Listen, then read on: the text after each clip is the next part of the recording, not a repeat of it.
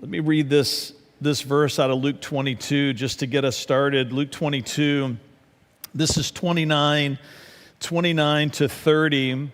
It says, "And just as my Father has granted me a kingdom, I now grant you the right to eat and drink at my table in my kingdom, and you will sit on thrones." I like that verse for us as we get started because it talks about this mandate for leadership, right? That we have as fathers in our homes. But the other part of it that I'm drawn to is this idea that there is a place for all of us in His kingdom, and He created us, each of us, for a purpose in His kingdom. It's not as though that He created us by accident and He's like, oh, dang, there's Jamal. I got to find something for him to do. He created Jamal and Scotty and Cam for a purpose, for an eternal purpose. So let's start with that question. Is that being a kingdom father means we understand that God created us to have a place in His kingdom, that we have a part to play. He has an assignment for us. I think about Ephesians 2:10 that talks about we were created, right, for good works. So each of you take a turn with this. When was the first time that you realized God created you with intent, plans for you, meaning that it felt personal for you? We'll start with Jamal and then work our way down. So for me, I would say it was my big grandma. You know what I mean? Great grandma, if you need a translation. But she would, every time I saw her, she would be like, boy, you're something special. God gonna do something in your life. And this is at the same time I was like learning about like World War II's civil rights. So I'm like, well, you got Martin Luther King, you got like Hitler, like great can be different things in different spaces. But I always, I think with her, she just always like embedded in me that like there was something I was to do in this world, and but also like kind of with the faith like that I needed to explore God to figure it out. You know what I mean? Do you feel like she had to convince you of that, or did her saying it? She just said it so much where it was like, no, sure. And then you didn't have a choice not to believe it. She would just pat all the other kids, but she would like say that to me. So I was like, okay, all right, maybe she not just being nice, like she means something. So that's awesome, Scotty. Yeah, I mean, my whole life, I'm very approachable, like to a fault, right? Like my wife even says I have a very approachable face. I don't know if that's a comment or not, right? But when I was little, everybody would talk to me, and then when I found out in high school that I could relate with a lot of people, lead them, find connections, I kind of found out when I was in ROTC, I was like, okay, like people want to listen to what I have to say, and that kind of drove me through college to be a teacher, to help lead multiple kids every year, different kids, different learning styles. And it's just the way I can connect to so many different people and just give them a little piece of me with them as they go to their future. Yeah, that's good. Cam? Yeah, so I think mine's kind of two-part. So I think I recognized probably about middle school or somewhere early teens that I felt like God had something for me, right, to go do. But honestly, it was probably more tied to the material things of this earth, right? I thought it was going to be something to do with my profession. And so I thought that, that was the great that He had for me. That was the purpose He had for me. So it wasn't really until probably when I first became a father, somewhere early in that time period, that actually through my wife. So guys, that's a plug. Your wives are queens of discernment, and oftentimes He will speak to you through them, right? And we've got to be willing to listen to them. And so she came to me and she said, I had a vision that God said, you're not going to use what you thought was going to be your purpose for that, right? You're going to use that to lead men. Right. And that was when it became intimate and real with God, and when it really connected as to this is where I'm supposed to go and this is what I'm supposed to do. Yeah. No, that's really good. So let's build on that thought a little bit, right? Cam, we'll stay with you and then come back through. How are you being intentional about instilling in the hearts of your children that God has created them for a purpose?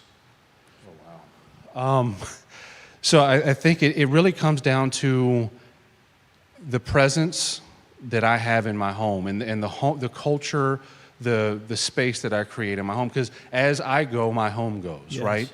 And so am I willing to affirm my kids, right? Am I willing to love them? Am I willing to call them up into something greater than themselves? Am I willing to pick them up when they fall and to comfort them and to encourage them?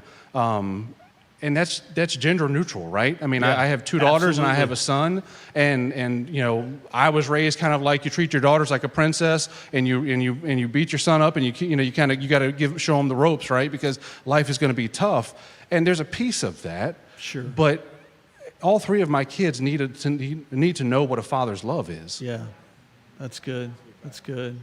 Scotty? Yeah, no, for my boys, I just let them know every day how special they are and how perfect they are. And kind of going back to my own story about connecting people, just be kind. Be kind to people, and so many opportunities and friendships will open up, and you'll be able to connect to people just by being kind. And that you find out that as people, we have a lot more in common than we don't have in common. Yeah. And so just have an open heart and just be a kind person. Yeah. So mine is a wee lass, you know what I mean? She's like 10 months. So I remember when my bro had a kid, and they happened to live in different cities.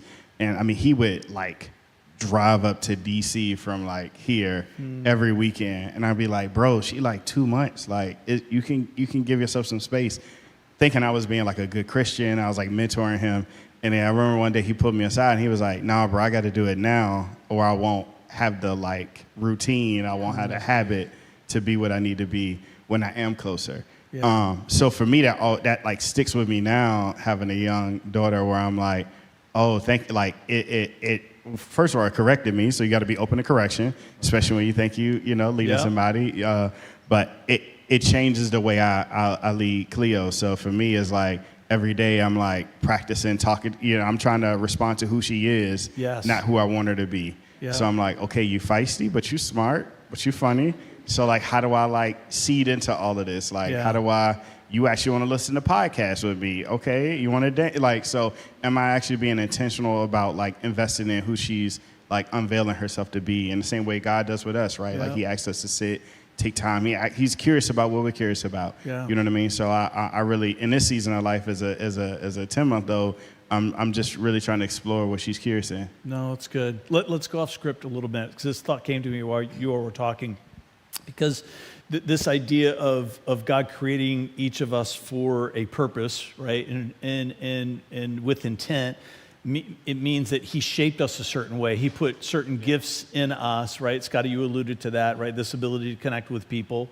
And when, as a parent, especially as a father, talk to me about the challenge between differentiating between the things in your children that you need to change, that should be altered, that are character-based, versus things that are personality that God has put in there that you don't want to stifle or change, because that's going to help them fulfill their purpose.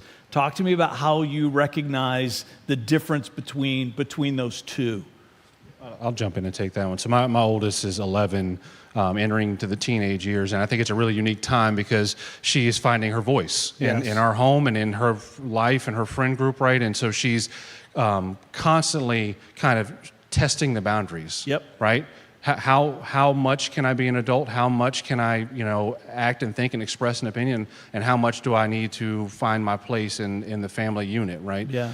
And so it's hard because sometimes, and to top it, she's like a junior version of me, right? I mean, she reminds me so much of how I was as a child. So it's like I'm looking at them like, this is what my parents meant when they said, you'll see what you're talking about when you're a dad, right? And I'm like, Mom, got it. It's good. It's great. But I have to fight really hard to check myself, right? Yeah. Because it's really easy to want to be in this space of like, well, we've got things we've got to get done. We've got a schedule we've got to do.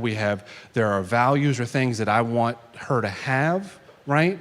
And I want, because above all, I want her to respect adults and to be able to, so I don't ever want her voice to be disrespectful. Yeah. But then I also want her to be an advocate. And if y'all know her mother, right? Like, you know that like that's going to be a part of her DNA. And I want to champion that. But I also recognize that I'm the gatekeeper for that. Yeah. If I squash that in her at a young age, she's not going to be that advocate. She's not going to be the voice. And that's who God created her to be. So it's a lot of give and take. It's a lot of apology, honestly. Yes, it's a lot of, That's you know really what? Hey, good, I'm sorry that I shut you down back there, Yep. right? But then there are times that I got to pull her aside. I got to say, hey, look, I get it. I understand that, you know, you feel this way. You're passionate about this thing, but let's talk about the right way to handle this, and make sure that we're doing better the next time. Yep. Scotty, you want to take? Yeah, I would just say, you know, having 2 younger boys, by no means am I an expert up here, but you know, I just know my duty as a father is to give them the tools for success, right, in life. And so when there's a moment that comes up, I say, okay, this is a time for me to put that tool in their toolbox so later in life they can reach for it, and it's something that I instilled in them. But it's 2 different ways with 2 different kids. Joey's very emotional, That's like fair. hands-on, very loving. Brody is definitely my child. He's exactly like me, and he's more activity-based and stuff like that. So you have the idea, the tools of what you want to do, but 2 different ways you have to approach it. Yeah. Yeah, I think for me, with at this age, is really just being open to exploration. Like, really you know, good. just I think in this season of life for us is like giving her what we love, and then like just creating opportunities for her to explore other stuff. I mean, I think what's big for us is like, you know, I want her to kind of explore the South Side of Richmond of her, or the North Carolinian, but also like the, you know, Culpeper, and the Gordonsville, you know what I mean? You know, Italian music is playing in the background. I'm like, this is your heritage. You know, like, so, you know, I want her to be able to explore like all of the aspects of her, not just that. So sometimes that means, I think intentionality, right? I think it's real easy to just like kind of malaise and let life lead it. But you know, I think for me in the season, it's like being intentional about letting her explore different things. No, I like it, right? Because it reminds us this idea of our children being formed. There are things that God has put in them, but then there's things that He's expecting you to put in them too, right? So that they can fulfill their purpose. All right, let's go to the next one. So every kingdom has a king, right? Someone whose authority that we serve, someone to whom we are loyal above all else. For us, that's Jesus, right? He's our king. Describe for us the moment that you made a vow of devotion to Jesus. So let's bounce to Scotty and give him a turn to go first. Yeah, July 9th, 2011. Come on. It was a day that Derek Jeter went 5 for 5 and hit 3,000 hits. So it's easy to remember. That's great. We were at the Mosaic, and I don't know if I was happy because of that, but I just felt That's awesome. God was there, and He was really moving in the Mosaic. Whatever gets you there. Yeah. And Fred, you were up there, and it was just like every other Saturday. You asked for if anybody wanted to come up, and I just said, why not now? Yeah. And it was a little bit of a longer walk than it is now. But I just remember that it was very hard, but just put one foot in front of the other. Yeah. And you're going to make it there. And it's been great ever since. Yeah. I still remember seeing you coming out in the corner of my eye, down that side of the church. So, yeah, it's good. And then seeing the expression on people's faces that had been praying for you as they It was a long time coming. Yeah. It was really good. Jamal? So as all things in my life is slightly long-winded, but I'll shorten it. No, you're good. We got time. But I grew up in the church, you know what I mean? My mom and my fam instilled a lot in me. But as I grew up in that church, I just started to notice some inconsistencies, like, you know, like it just felt like incompatible with the life that people were actually living, but also, it didn't seem like people had an issue with it. And I just couldn't live like that. Like, I just couldn't do both. So I was just like, well, you know, I'm out. So as soon as I could drive, I was just like, you know, I would make excuses of why I didn't need to go to church, or why I couldn't make rehearsal, or whatever it was. And then I just kind of like found my way, kind of just fumbling and feeling through the world on my own. But yeah, I just didn't see authenticity there as I grew older. Yeah. So you fumble through life. I'm 21 now, throwing my 21 birthday party, and it was all of the rambunctiousness and the wildness that you could have. And I remember after God kind of started to make these moments happen throughout the night where everybody was like, "Oh, Jamal, you're amazing." So you got this fame and appreciation. And then I started looking at how much money I was like, man, I can't believe I'm making this much money in college. And then I started I was fainting, women were attracted to me and excited because it was my party, and it was just all of this stuff that was happening. But after we left Waffle House or IHOP, whatever it was, at 3 a.m. Yeah, and that's great. all Smothered, of the covered, text, chunked, right? all of the text buddies were asleep. I had to sit with myself after that 21st birthday, and I found myself crying in a fetal position. Man, I just felt so empty. And God knows me, my brain works in math, so he was just like, well, you can change the number in front of the variable, but if you don't change the variable, the equation doesn't spit out anything different. That's good. It just spits out more. So he asked me if you think you added more money or more women or if more That's people were really here, good. do you think it would have changed how you felt Yeah. now? And I was like, nah. So he kind of talked to me about I was just putting bigger screws into the wall and I needed an anchor. Yeah. You know what I mean? To hang my life on it. So this is, like I say, it's in the middle of the night. And I was just I tried everything else. I haven't given you it 100. So I'll give it to you 100. If you fail, I'm out. But that was I'm 34 now. So that was the night after my 21st birthday. So same thing, January 13th. Remember it? 2011. So yeah. That's good. It's a good year. That's good. No, and that's a song we were singing, right? He won't fail. He won't fail. And then to everyone who sat in a math class and have thought, I'm never going to use this again for the rest of my life. That's not true. It might be part of your testimony for Jesus. Yeah, I know. Cam? Yeah, so similar to Jamal, right? I grew up in the church, and so at a younger age, 9, 10 years old, somewhere exactly, I don't remember the date, sorry, I can claim July 9th too, so we can all be on the same.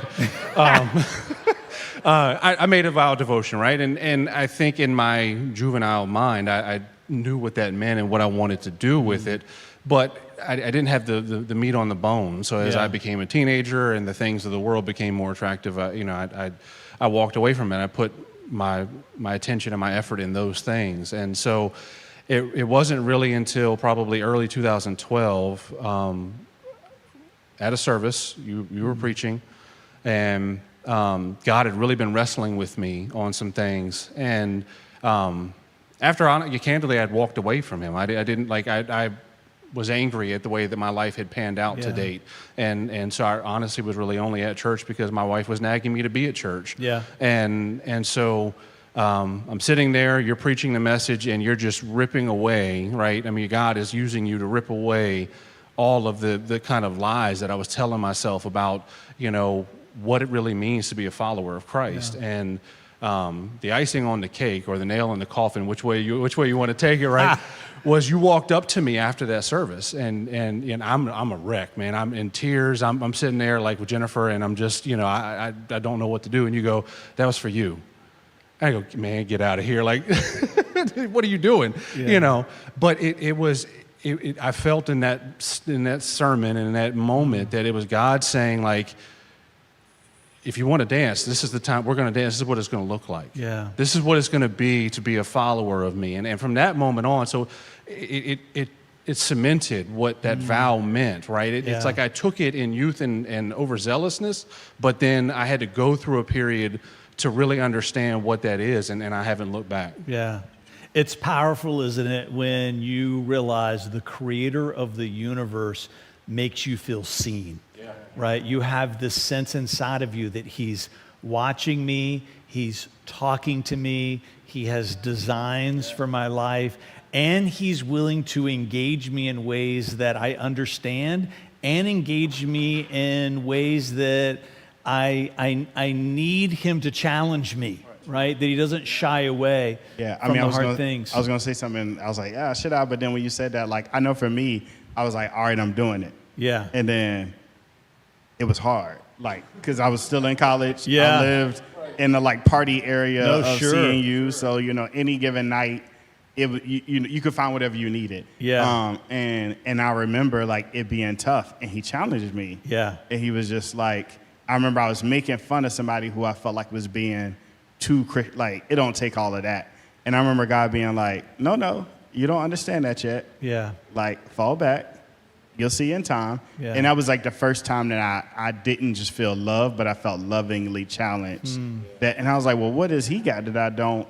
And I was like, oh, he reads his Bible. Oh, he's spending time in prayer. Like, it's not just so, just for the grace part, like, I made that devotion that night of my birthday, but it really didn't kick in until like June, midsummer, where I was like, actually, like, I could take it for myself. Yeah. And it wasn't just like leading. Well, and I think that's a big part of it too, right? Because we can glorify, we can social media-ize what that's supposed to look like, right? We all see the Instagram, right? And we think that that's everybody's living the perfect life that we're not, and we're just watching the highlights, right? And everybody's walk is going to be different, and so for some of us, for me, maybe for you, for others, you've got to go through a valley. You've got to go through a piece for God to be, because that was the thing that was so powerful for me is 2012 to know that it had been 15 years or so at that point or more in my life that I had really kind of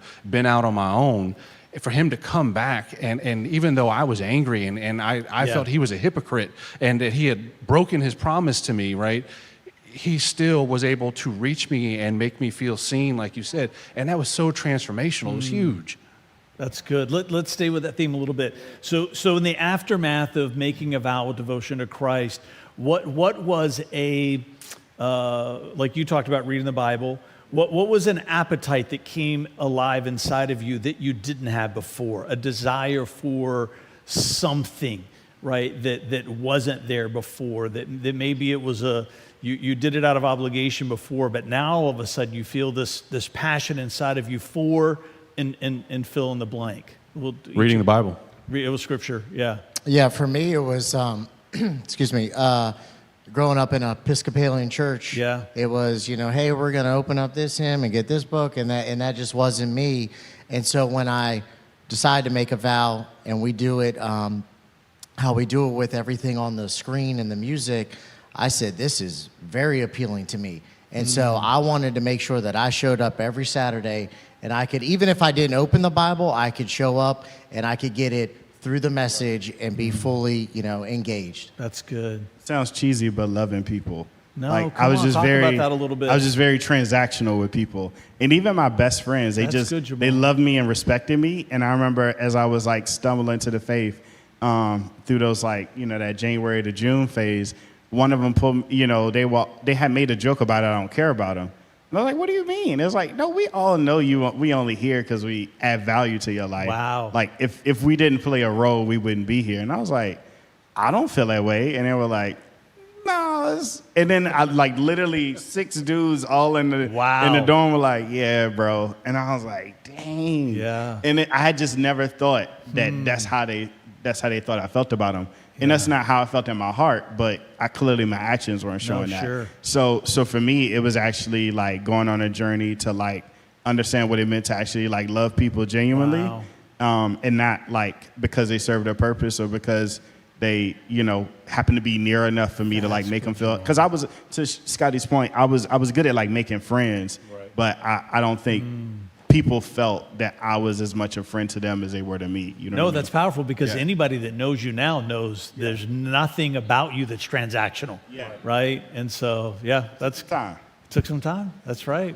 Clay on the potter's wheel. So, back to the scripture piece, right? It was one of those things like growing up in the church. I read the Bible. I memorized Bible. I did everything that a good little church boy would do, right? And had probably read the Bible cover to cover, right? And I thought in my mind, I got it. I put this book on the shelf, but it was amazing to me in that kind of reawakening of how alive His Word came, and just every day it just felt like it was something new, and I'm like, what happened? I mean, and then I was pressing into that, why all of a sudden is this Word alive to me where before it was just ink on paper? Yeah, that's really good.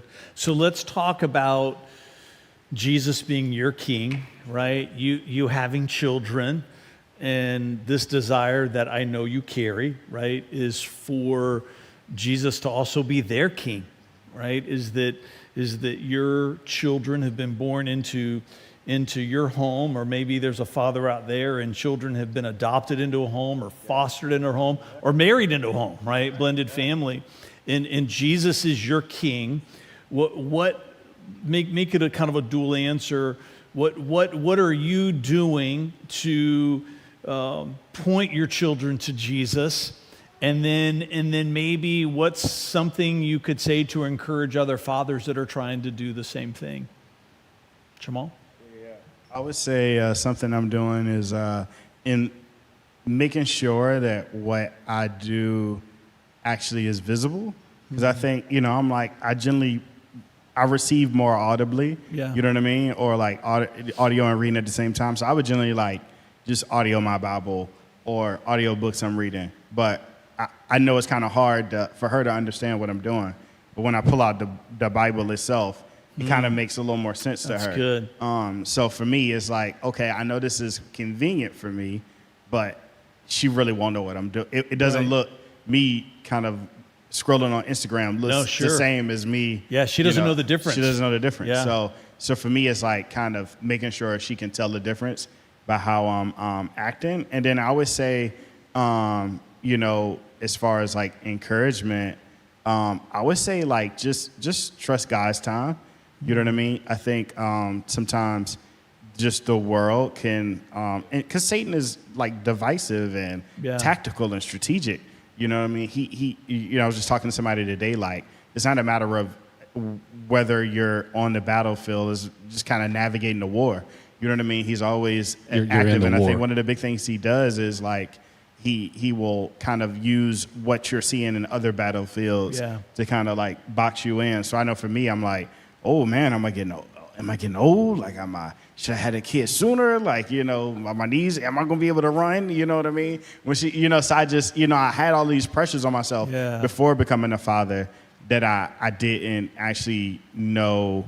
I was kind of putting unnecessary pressure on myself. So then when I became a father, the pressure flipped, right? Because he's strategic. So then it became, okay, well, can you actually be a father? Like you may have mentored all of these people before. You may have been like a fatherly figure to people, but you weren't a father. No, and you had your own like father struggles. So like, do you actually have enough to offer? And shout out to my wife. Like I remember, like she just knew something was off. It took a couple of days. I can be I process in my head. So sometimes it takes a little while for me to get it out.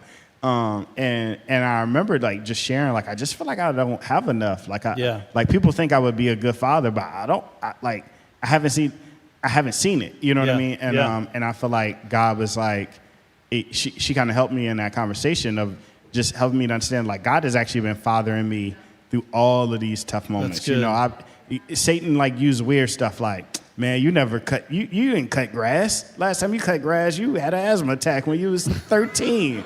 How you supposed to take care of your house? And then I'm like, oh, I just wear a mask. And like, now I look like I'm, getting ready to go into the desert when I go cut grass. But, it's like, and I remember like God encouraging me in that. Yeah. You know what I mean? Like I killed a baby snake, and God's like, come on, I got you. You know what I mean? And so it was one of those things where I was so fearful of like, if I could do what I needed to do to be a father. And my wife kind of helped me to take a step back and see how God had been fathering me and walking me through these like little baby steps, right, to prove that I could do it. That's good. Scotty?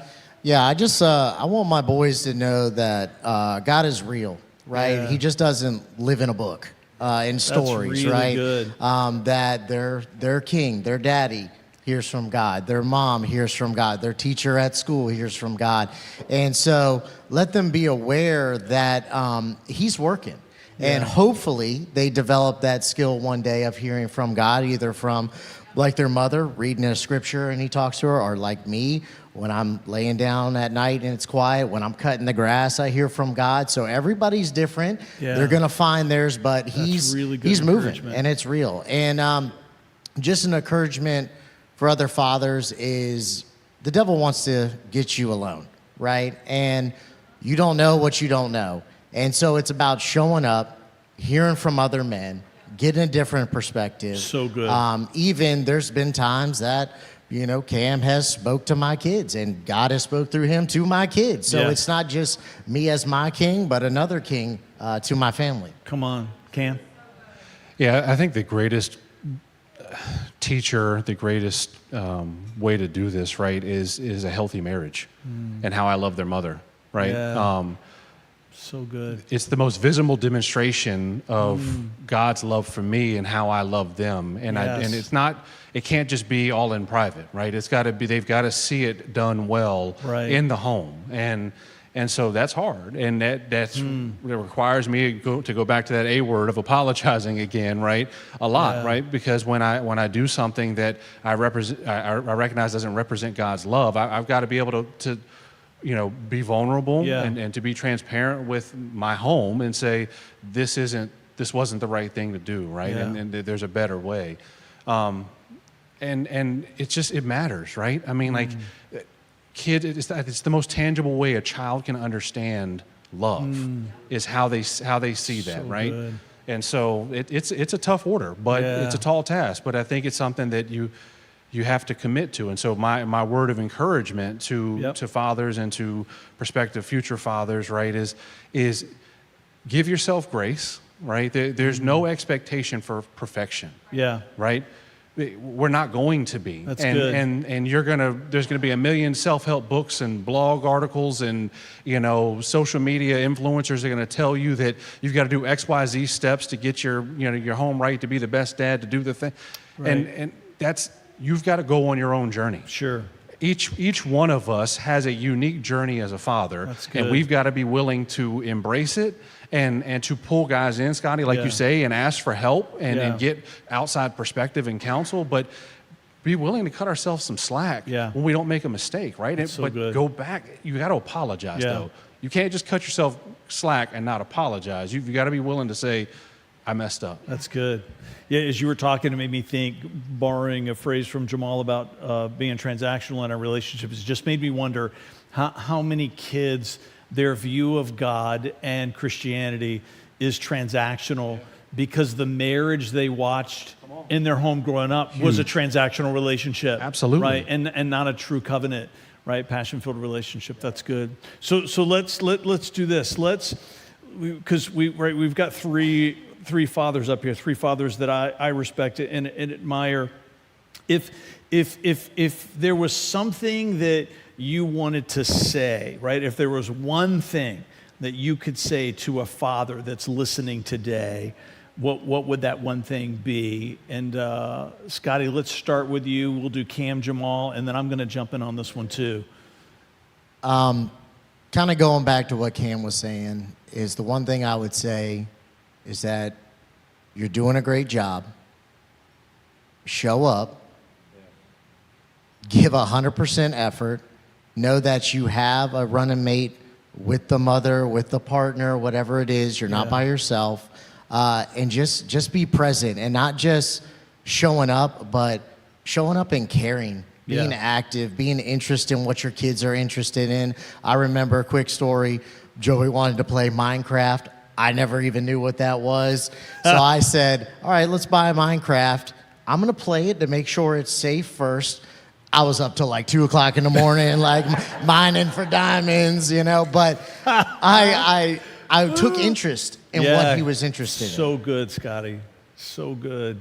No, that's what I was going to say is, I mean, you've got to be willing to meet your kids where they're at. Yeah. Right? And their hobbies and passions have to be yours. Yeah.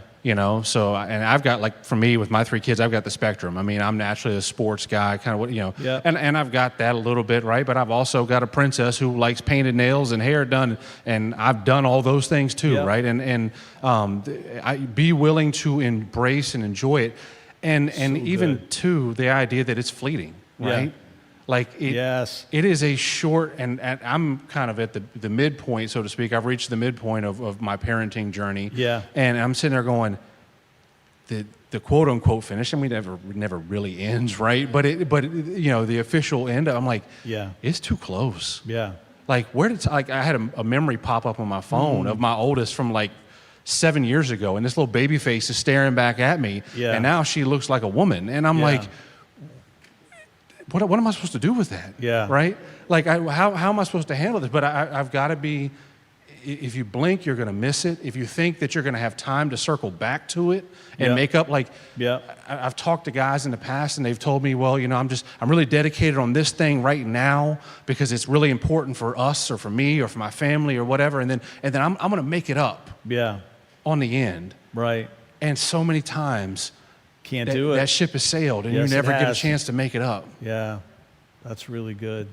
I would say kind of like a two-sided coin. The cross is enough. Like you really gotta embrace that because there's gonna be some days where you don't feel like it enough. Yeah. And you gotta just trust that the cross is enough. You don't know if you've made enough change or you can keep the change up. You just gotta like let it breathe. But I feel like what's kind of helped me with that is being willing to be fathered. You know what I mean? Mm-hmm. I think just because of how I grew up, I was always like more of a domineering, like not domineering, but like I was just more like a go-getter. Like Yeah. I'm good, I'm the Yeah. person you don't got to worry about. So that really don't work, just period.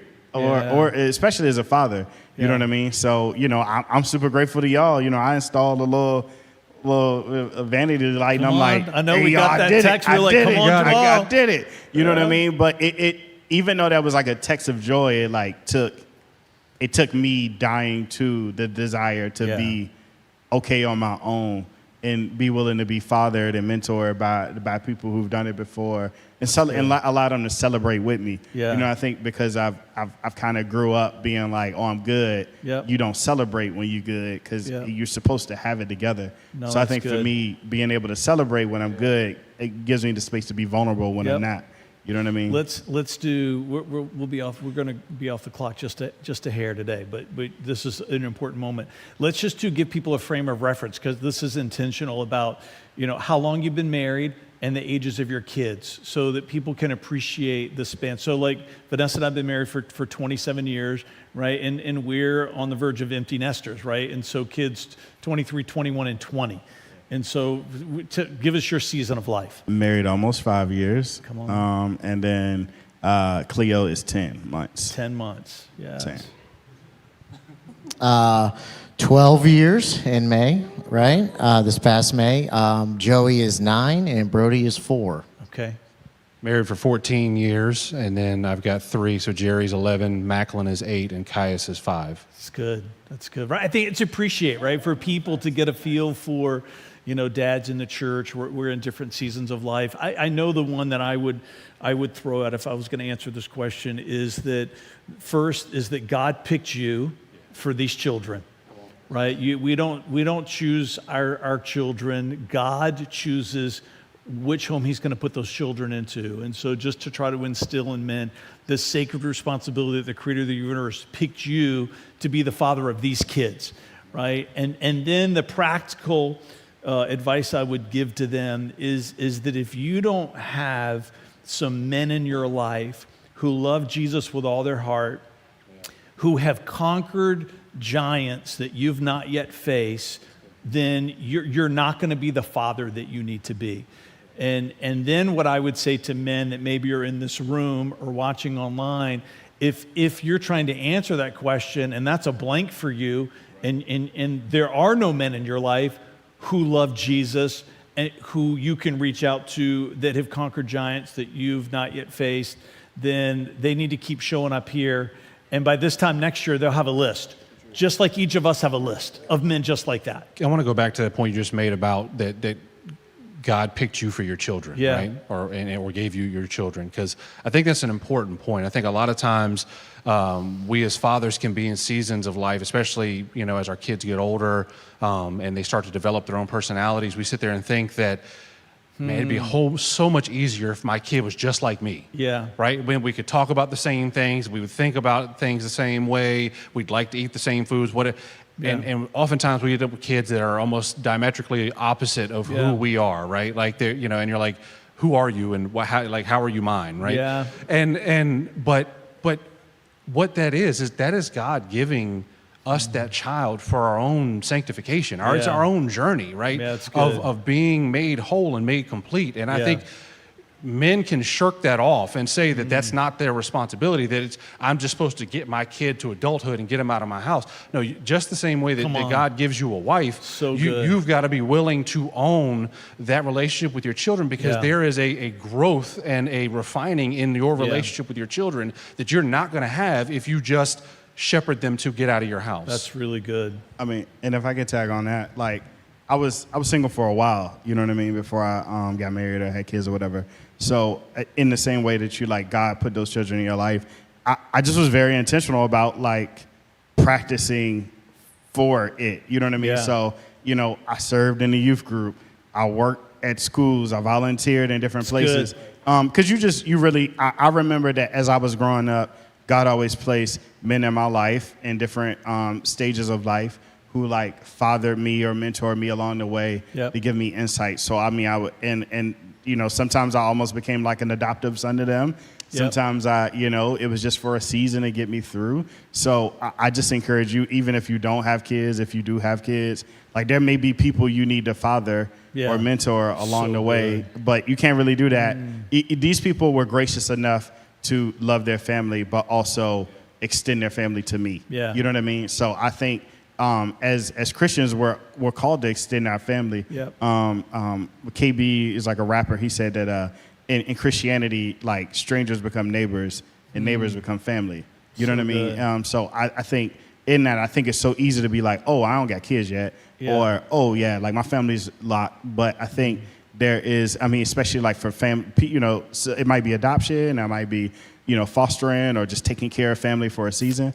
But you just wanted to call out too that, like, sometimes the fathering we do may not be in that physical, paternal role. True. But it might just be who God is calling us to be, who God is calling to be in our community for a season.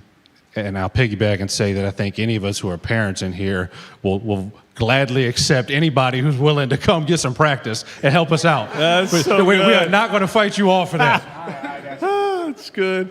All right, so this is our close here, is that, there's three more questions, but each of you are just going to take one of them, right? And so I'm going to read it, and then just whoever is going to take this one as you've worked out, you just jump in. And the first one is this: every kingdom has enemies, and God's kingdom is no different. The devil goes to the tactic, right, of deception. So here's the question: was there a lie that you had to overcome about what being a father was really about? Yeah, that was me. So I kind of talked about it a little bit, but I think the lie that I had to overcome was that the cross wasn't enough, right? That, my 11 years, whatever years in, wasn't enough to overcome the, like, 20 years out. You know what I mean? So, but Christian math isn't normal math. You know what I mean? So it doesn't, I like it. You know what I mean? You don't need to, I it doesn't need to be equate out for God to do something different. And then also in a moment, things can change. So yeah, I think for me, it was just trusting that, like, God had done enough, and what he had done yet, he was ready to do when the time came. Yeah, that's good, Jamal. And we're making history here tonight because it's the first time in the history of Father's Day messages that math has been used twice. I'm almost put sure. out science. I almost said catalyst, but I didn't. I didn't put out the enzymes. Love it. This is really good. This is really good. So the next one is this: you can't talk about kingdom and not talk about community. So what has it meant for you and for your family for City Life Church to be your kingdom community? Yes, this is mine. So this is not hyperbole saying this. I would not be sitting here right now. Yep. Like, I'm not exaggerating that at all. I would not be married. Yep. I don't know where I'd be and what I'd be doing if it was not for community. So good. Just to give the context, the backstory, you guys know, because we've been doing life together for over a decade. But for everyone else, right? My wife and I were high school sweethearts. We dated for 9 years through high school and college before we got married. And so when we say 14 years, we've been together for 23 years, over half of our lives. And about a year into our marriage, she looked at me and she was like, I can't do this anymore. And I was like, what are you talking about? Like, we've been together for 10 years. You're not going anywhere. And knowing that, like, loyalty is her number one characteristic, right? So I'm like, you're not going anywhere. But she was serious. And I needed something. I was angry at life, right? I was angry that I mentioned that earlier, right? My life hadn't turned out the way that I wanted it to turn out. I thought I would be somewhere other than I was. I was angry at God. I got, and to come into community and never really, I think, having a sense outside of a family dynamic, but we all know that our biological families, we get to pick some, and others we don't, right? But I had healthy marriages. I had godly men, right? I had people who loved me enough to care about me and to ask me a hard question, were patient enough to sit with me and talk to me about, anything, right? And people like Jim and Debbie Bell, who opened their home to us and just let me and my wife just come hang out and then, begin to, show us what leadership was and all of these things. And it changed who we were. It transformed us, right? And so again, it's not an exaggeration to say we would not be here if it wasn't for community. So good. So good. So Scotty, for you, within that larger community, right, we need a small group of men that we can lean into. No hero in any story makes it alone. So where can we find that at City Life for men that are here who, like when you just said, to almost casually, we've been doing life together for 10 years, right? That's powerful, right? For guys that are here in the room or watching online, that they've not been doing life with other men who love Jesus for 10 years, much less 1 year. Where can they find that here? Yeah, what that looks like is showing up, right? Come on. And that's coming to here at church every Saturday. It's the life groups we have, either dedicated men's life groups like Base Camp, right? I remember when I first went to Base Camp, it took a lot just for me to get there, like just to get out of bed on a fourth Saturday. And then you realize how much is there. Yeah. It's a gold mine. Life groups, right? Marriage groups. I told Cam the other week, every life group and base camp I go to, I never leave saying, well, that was a waste of time, right? Like, there was always something good, right? So and most of the time, there's free food. That helps too, right? Preach. At least pickled eggs at our life group, right? But it's really putting yourself out there, right? I feel like a lot of people feel like they're disconnected or they're not connecting and they're waiting for somebody to walk towards them, and they need to walk towards somebody, right? It's uncomfortable, right? We really all feel awkward, weird, like trying to make that walk and that connection, but that's us dying to ourselves, right? Jesus says, walk, go. So good. Base camp you mentioned, tell us.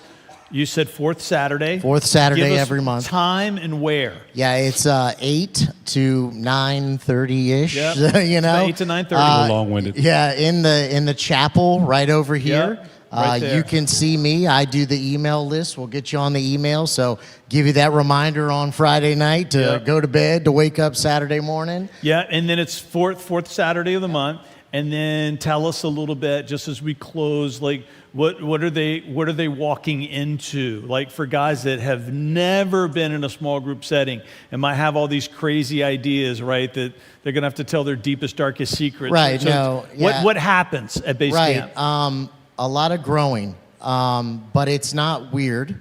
It's not. It's not your grandpa's Cracker Barrel meeting, right? We get coffee and donuts. Yeah, sorry. Get. We love on each other, and we're all trying to get to the same goal of being a great dad, a great husband, a great Christian.